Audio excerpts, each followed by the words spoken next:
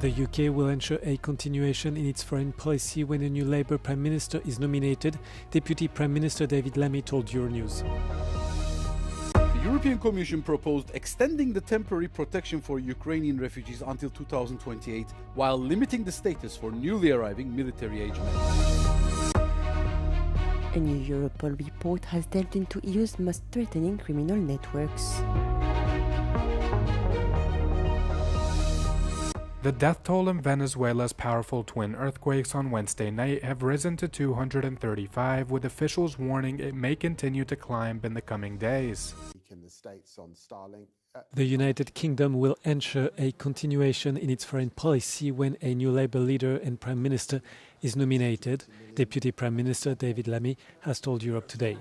His comments came after outgoing Prime Minister Keir Starmer assured an orderly transition to a new Labour government. There's absolutely no question of a change in foreign policy.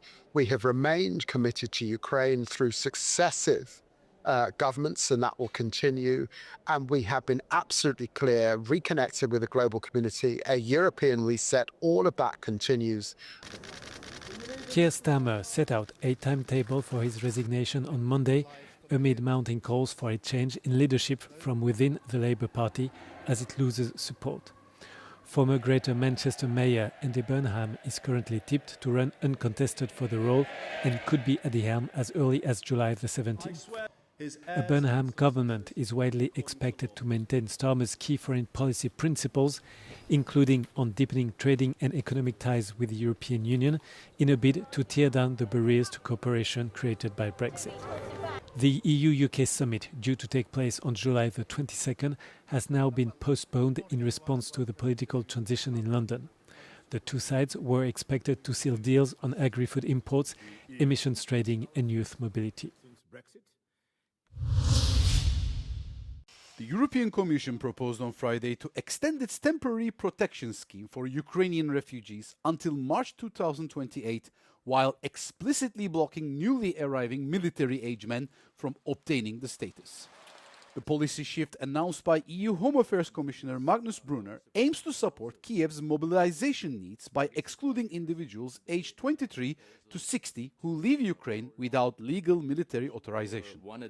Our proposal provides that temporary protection should not be granted to newly arriving persons who are not allowed to leave Ukraine because of their military obligations under Ukrainian law.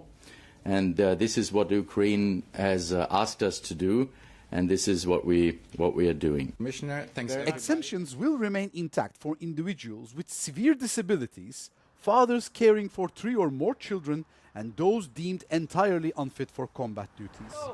Adult men currently make up 26.6% of Ukrainian refugees living across Europe. But EU officials confirmed that anyone who has already been granted status will not be stripped of their legal protections.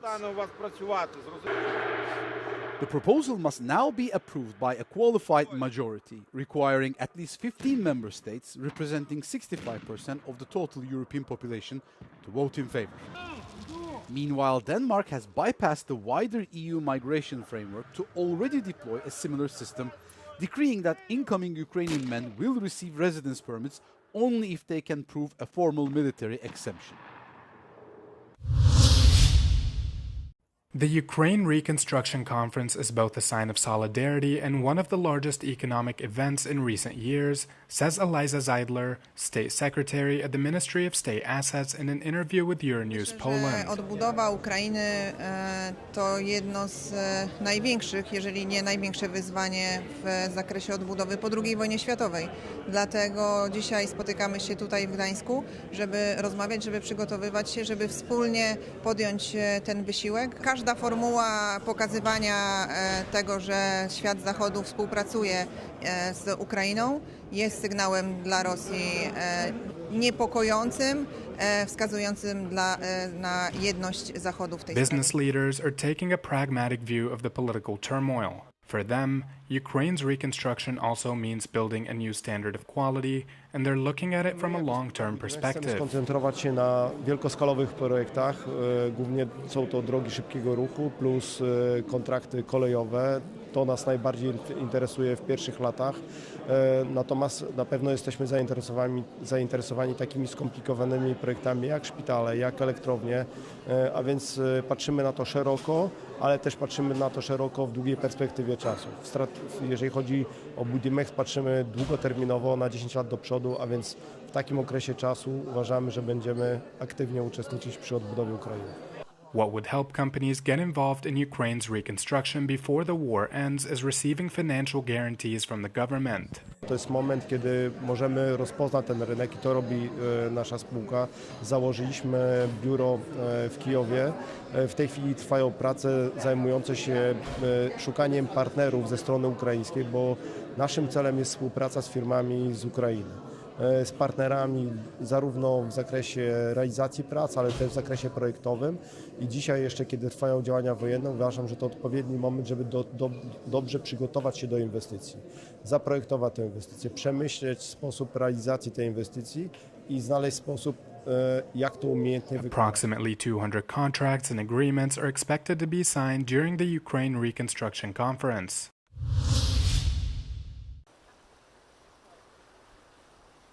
A new Europol report has delved into EU's most threatening criminal networks. A staggering 731 of them have been identified as operating within the EU, with over 400,000 members from 118 nationalities. Their main business areas are drug trafficking, followed by fraud and online fraud. The EU's law enforcement agency highlights the rise of cybercrime in particular. Thank you for the question. All crime is nurtured online, is accelerated by AI and technology. Criminal networks also exploit weaknesses in financial systems and global trade. They have a very strong financial backup. They use sophisticated countermeasures. They use high levels of corruption. They are globally international connected, cells across the EU and beyond, so an international enterprise. Europol stresses that targeting individuals is not enough. As long as the business model survives, others will step in and replace them. Hence, the EU agency recommends to strengthen cross-border law enforcement, invest more in disrupting criminal digital infrastructure, and to follow the money to recover criminal assets. The European Union's border agency Frontex launched a new command unit in Lisbon on Wednesday. Contingent 5 will be a regional command and will operate in the Iberian Peninsula, covering the Portuguese and Spanish borders. Frontex is expected to deploy more than 300 agents to reinforce security on the Portuguese mainland and in the autonomous region of the Azores on the Spanish mainland and in the Canary Islands, as well as at key entry points into Europe in the Western Mediterranean. Regarding the challenges posed by the new European control system, the director of Frontex assured that airport border control should not pose an increased concern in the near future. All member states are right now challenged at the borders, not only because of the numbers, but also because of the introduction of new systems, but we will manage it, and Portugal will also manage it for sure. Frontex will do its utmost. We are here to support. I think we're already helping a lot. It will take time for sure, but I'm fully confident that Portugal will deliver with Frontex and later on perhaps even without Frontex, but for now we are willing and able to help, and we are helping. Portugal already has a reinforcement of 25 Frontex agents, but that number may increase to 60 agents at airports. Hoje as fronteiras europeias são sobretudo as fronteiras externas. Portugal e Espanha têm grande responsabilidade por força da pressão do Sul e da América Latina e por isso estamos a fazer o trabalho de reforço. É uma medida prestigiante para a Península Ibérica e para Portugal. Temos aqui uma unidade, temos mais gente e por isso este é o compromisso muito firme de Portugal, do Governo, relativamente à segurança do nosso território, do território europeu.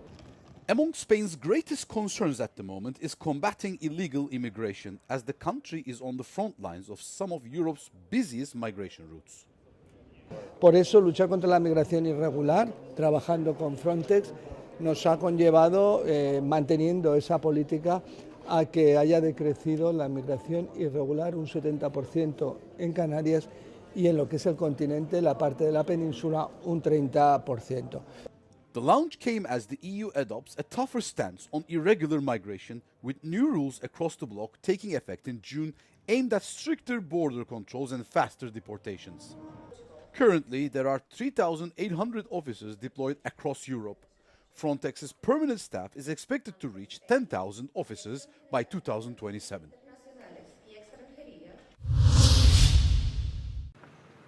The death toll in Venezuela's twin quakes on Wednesday night has risen to 235, according to the country's health minister, who added that more than 4,300 others have also been injured. Search and rescue efforts are continuing in the worst affected regions, including La Guaira, just north of the capital Caracas. A 7.2 and 7.5 magnitude earthquake struck in quick succession, just minutes apart, according to the U.S. Geological Survey, marking the country's worst natural disaster in over a century. Thousands are still reported missing, and officials warn the death toll may continue to rise in the coming days. The government, headed by acting President Delcy Rodriguez, has issued evacuation notices to thousands of residences in the affected regions, which span all the way to Brazil's Amazon. Rodriguez says her cabinet is mobilizing all available resources to help those most vulnerable and pleaded for more assistance from the country's private sector as well as neighboring nations. Mexico, Chile, Ecuador, and El Salvador were among the countries that have dispatched aid and sent rescue teams to assist in search efforts. The United States, which seized then-President Nicolas Maduro in a stunning military operation earlier this year, has waived some of its sanctions on the country until the 23rd of October to allow transactions related to earthquake relief.